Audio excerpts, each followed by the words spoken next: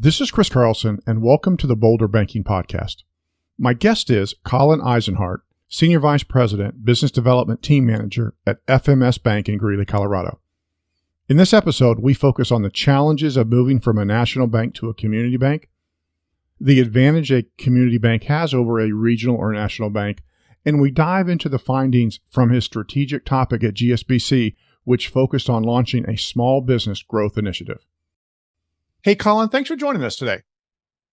Thank you for having me, Chris. I appreciate the opportunity.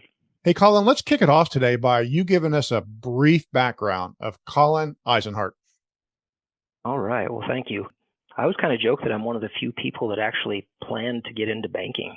I'm a fourth generation community banker. So my great grandfather started the bank in my hometown back in 1886 in Culbertson, Nebraska. So it's still in operation today. And so from a young age, I grew up and seeing the impact that a community bank can have in a small town.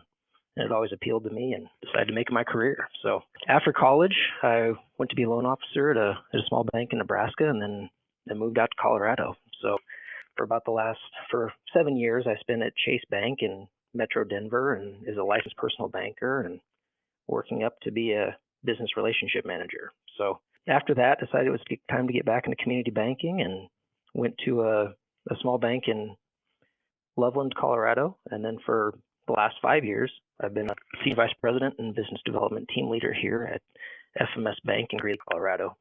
We're a locally owned and operated community bank, just about $280 million in assets, and we have 2 locations in Fort Morgan and Greeley. Well, Collin, you mentioned that you work for, a big bank. What were the biggest challenges you had moving from a large national bank to a community bank? I think my time that I spent at Chase as a relationship manager, I developed a lot of those skills and a lot of the product knowledge. But until I got back into a community bank setting, I didn't realize how little I actually had to know about credit. So they do a good job having a structure in place to help the support staff and everything. But I mean, they kind of equip you with the knowledge of knowing how to do a basic business debt service calculation, and that's about it. You go find an opportunity and collect the packet and send it off to underwriting, and then wait for a response while you're searching for another one. So it's completely different than what we typically have to do as community bankers, to where we're managing the loan process from A to Z. So it took a while for me coming into that to really ramp up my credit skills and be able to understand what fit within the credit policy and how to structure loans to mitigate risks and make sure we're perfecting our collateral. I think it's a good point, Collin, because I think a lot of time the misconception is that the big banks do everything to get their people ready.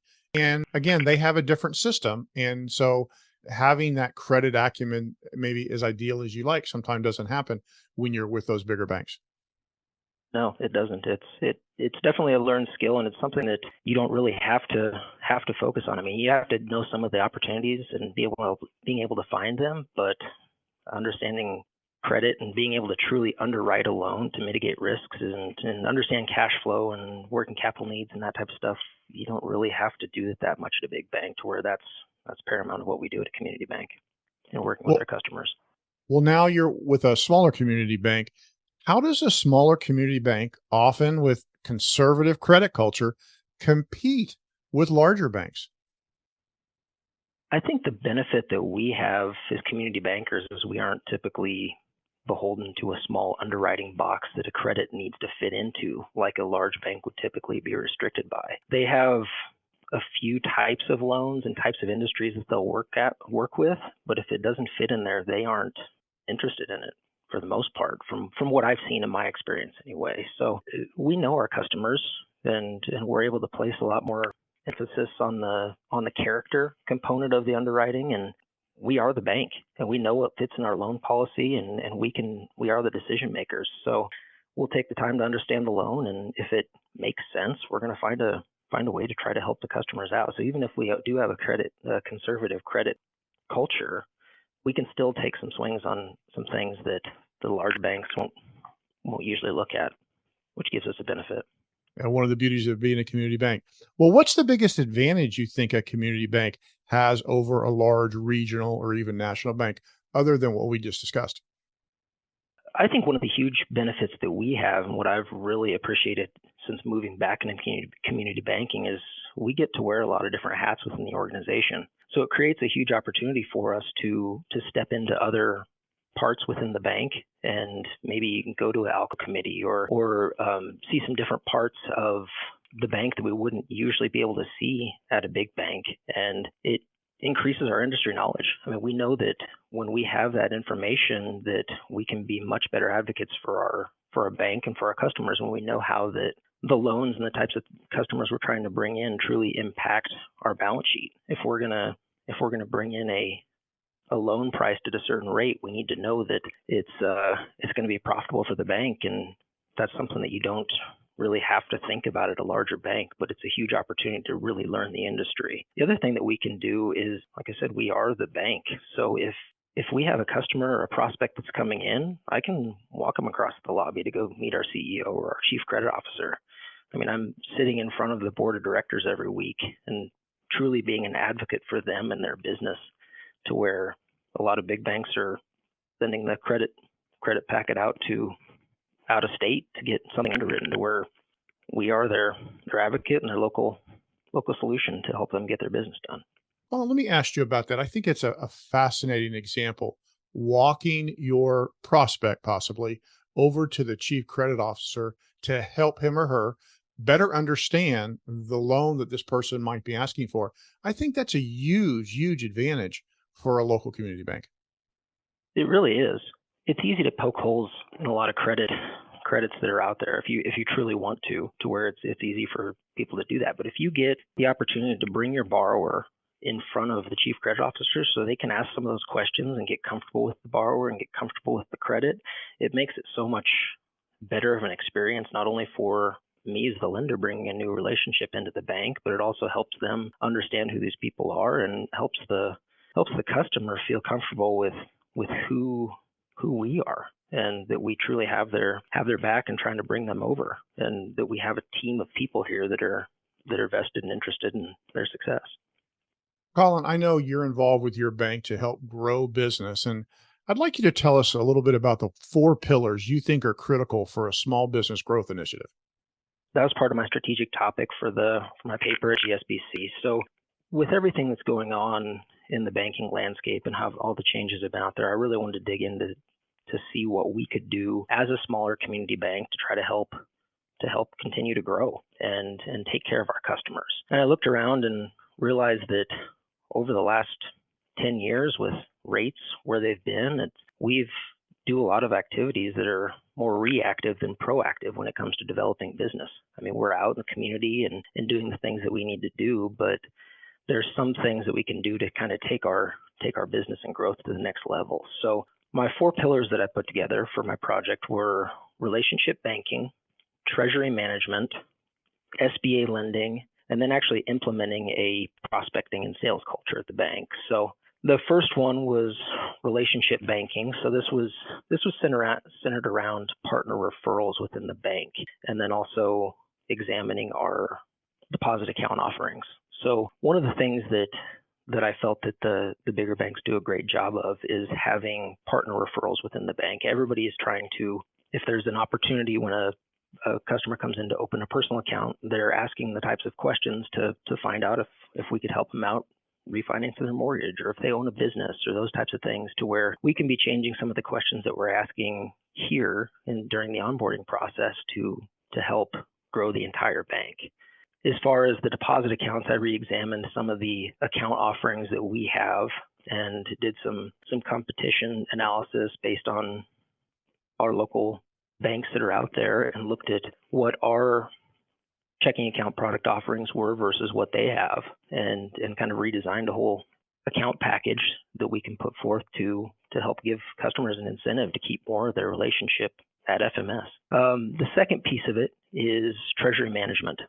So coming from a big bank, I knew a lot of the opportunities that we were able to uncover by being able to provide those. I mean, those treasuries, what some of those big banks do really well. And I kind of lived in that at Chase when I was there. And it is a small community bank, and we have some of the products, the ACH and remote deposit capture, but it wasn't ever a focus for the lending team. So I knew it could be a big opportunity for the bank, because one of the challenges that we have that I was seeing is when we go to bring over a larger customer, we might get some of their deposit relationship and then a lending opportunity, but we can't get the operating accounts because we can't compete or couldn't compete with some of the bigger banks and having them so tied in with their ACH and wires and all the things that payroll accounts and all those things that they have in place over at bigger banks. So I was able to twist the arm of my CEO and a former colleague to come over and build up the department for us. So I think it's a huge opportunity for us to grow the bank and the business because we can prospect businesses now. We don't have to lead with a loan and get wrapped up in just rate discussions. I mean, we want to bank a business, and then the loan is a tool we can help them with versus just starting and ending with the loan discussion. So that was a huge opportunity for us. The third piece of it is SBA lending. That was another opportunity that I saw within the bank, how we could try to grow. I mean, most lenders, myself included, would try to avoid SBA loans if possible, just due to the increased paperwork and longer times to get it across the finish line, and then you end up selling the guaranteed portion anyway. But yeah, it's a great solution for customers, and we're helping the customer out and help minimize the risk to the bank, and it's a great solution overall. So we're a preferred SBA lender, and we have a lender on staff with over 20 years of experience. So I worked with him to help create a SBA incentive split that we put into action last year. So it's basically designed to create a shared ownership of the SBA process and help it not be as much of a daunting task to bring those types of credits into the bank. And having him involved helps the lender reduce the risk and avoid any potential documentation type errors that we'd have from not being overly experienced in SBA or doing it every day. So having an expert involved, it creates a better process and better experience for the customer just right out of the gate to get them involved versus me or another lender fumbling through it for an extra 30 or 45 days to try to get it across the finish line. The fourth pillar of it is the prospecting and sales culture that we have. This is more about just creating an environment that gets away from reactive and moves towards a proactive culture within the bank. We brought in a couple of prospecting tools and some industry analysis tools in the last year that have been helpful in kind of getting us up to speed to make us more valuable in our conversations that we're having with borrowers. And then we also hired a business development support specialist to help with just really improve the customer experience of the onboarding process and bringing over customers, and again, making sure that they have a team of people that are helping them out and taking care of their business needs. Well, I love what you're talking about, but it does beg the question, how does a smaller community bank deal with the cost of implementing these types of growth initiatives? It depends on which growth initiatives you're hoping to implement. It's not a huge cost to the bank to be more proactive and try to provide a better experience. But if you're hoping to go through a digital transformation or add staff to build out departments, it can get pretty pricey. But the industry is evolving, and if we want to remain successful and sustainable, and it's hard to be content with just good enough for the status quo, I think we need to be looking at ways to continue helping our customers and try to grow the business. I mean, the customers are being solicited from every angle right now, so it's easier than ever to move money between institutions. So if we can implement some of these things and provide a great experience and be willing to evolve, I mean, we're going to be able to provide the tools and services that we can retain and attract customers, and then also try to attract the customers that we're going to need to grow the bank 5 years from now. Well, Collin, you'd mentioned a couple of tools. How have tools like S&P's prospecting tool and Vertical IQ help your bankers in their business development efforts? They've been great as far as getting the opportunity to source leads and find just local businesses that we might not realize that are even out in our backyards, to reach out to them. And one of the big benefits that we have, I think, is the Vertical IQ industry analysis tool. I think that's been huge for us. I mean, we as community bankers, we have so many different industries that we work with, of loans that are in our portfolios, and it's hard to be a expert at all of them. So if you have a industry analysis tool like a Vertical IQ, you can basically ask better questions. You can find what's happening in the industry in the last quarter. You can get benchmark analysis. You can do pre-call planning to make sure that you're asking the types of questions of the borrower that we're going to need to put together a thorough loan packet and be able to answer all the questions that are going to come up from our directors when they're looking at these credits. So it's hugely valuable for a bank of our size, especially to where we're often forced to be more of generalists than specific industry experts. Well, let me ask you this. What do you think the landscape looks like for community banks over the next 3 to 5 years?